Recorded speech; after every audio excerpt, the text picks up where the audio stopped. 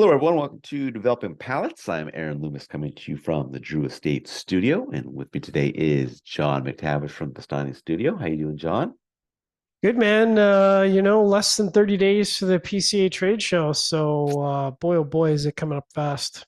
Yeah, I'm very curious to see how this goes with the quantity of releases in regards to if it's going to be down or up and what the actual timeline of when they expect to be delivering these releases. So, Yeah. Yeah. The second part of that, I think, is going to be anyone's guess. And we'll probably talk about that on well, I guess by the time this publishes, the show will have already posted, but yep, we'll have a pre-PCA media panel show this Thursday. yep. All right, so today we are talking about the CAO Amazon Basin Extra Añejo.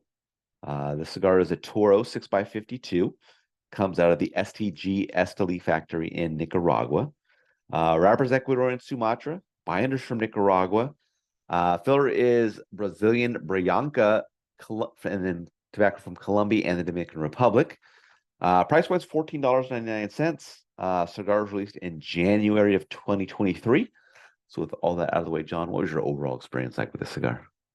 Yeah, so obviously I was there for the original release, so I was looking forward to this to see how it compared. Similar start, tobacco wood, sort of light plus spices, sweet wood after a few puffs, and then to me, with the sort of hallmark of this cigar is this raisin, sweet raisin note, and this really carried it in a really wonderful way. Mixed in with the tobacco notes nicely, all sort of very restrained, a little bit of chocolate to round out the profile as it continued. So solid first third, definitely kind of lived up to the original. Second third, kind of creamy tobacco, a little bit of sweetness in the center, a little bit of light chocolate. Got some char as the cigar went out on me, which was kind of one of those spontaneous things where I'm smoking on it, just went out. Fortunately, that char went away after I did a relight. Kind of a strong medium wood as it continued, a little bit of sweetness at the end of the draw. So the second third kind of lost a bit for me. And then creamy raisin and tobacco return in the last third, a little bit of pepper and wood on the post draw, mild chocolate, but it didn't quite harmonize in the same way that first third did. So as I kind of alluded to, I had some significant burn issues. Um, the went out in the second third and then went out in at the end of the second third. So two relights, which is never really good for a flavor profile. So I do wonder how that second third would have performed if that wouldn't have been the case. And then draw had some snugness to it, about 2.5 to 3 notches into the resistance spectrum. So that's also a bit of a drag. Kind of an average experience. I want to try it again, I think. But kind of an average experience. What about you?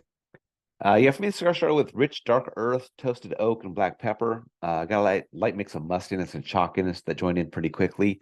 Some light stewed fruit sweetness joined a bit later. Second third saw the stewed fruit sweetness depart, and then the final third saw the black pepper pick up and some wood bitterness joined while just kind of while smoking through the corded band part, and then it left as soon as that wrapped up. So I think it's the first time I've ever done that with a cigar where I actually smoked through the band to just kind of Yeah. see what it was like. Didn't affect the burn at all, which was nice. Just got a little bit of wood bitterness through that part, but then it went away, so it definitely wasn't part of the profile. But I was just curious to see how that would work, and it worked out well. I had perfect construction, no issues with the burn or the draw. I thought the cigar started well, had a nice combination of flavors, but as the sweetness departed in the second third, the profile became kind of average and remained that way till the end. So I don't think I found this quite as much on par with the original release, which is hard to do as Yeah. most times, but step above the Fumam Corda, but just doesn't reach that level of the original or the Anaconda either. So I don't know that I'd come back to this. I don't know that I want to.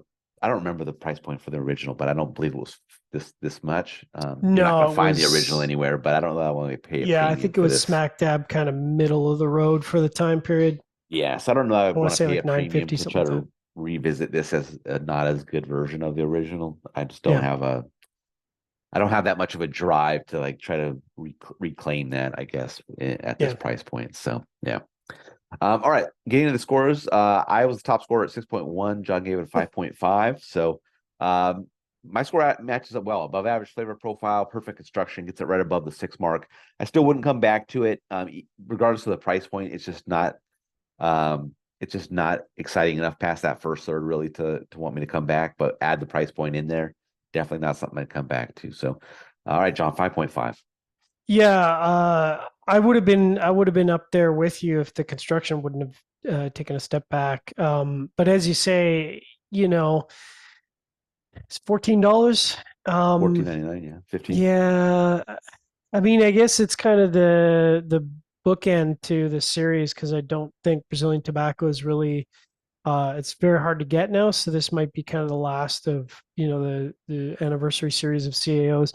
I mean, I will say that I think if you were a fan of the original, you probably should try it because you might as well. They're going to be limited.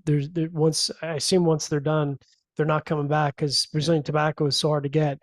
Um, but yeah, it's kind of fun to review. I mean, yeah, yeah. 10 years now, so Yeah, exactly. I mean, they had a run of, the various options.